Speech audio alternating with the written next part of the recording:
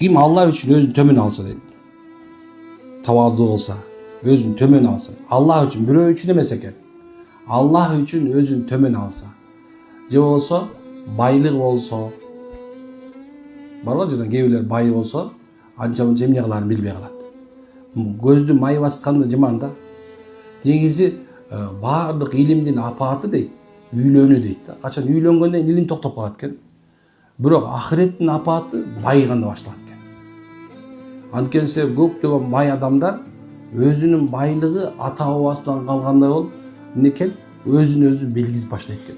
Ошондон аалымдар айтат экен, байлык дейт, бул адамды бузбайт дейт. Болгону анын ким экенин билгизип коет.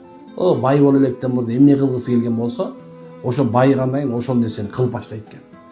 Демек, машалла, ким дейт Аллах үчүн өз жөнөкөй алса, бай болуп туруп да, бийлик ээси болуп да, мансап ээси болуп туруп да жөнөкөйлүк алган болсо, эмне дейт? Алла анын даражасын көтөрөт дейт. Кантип көтөрөт десе, Алла өзү билет.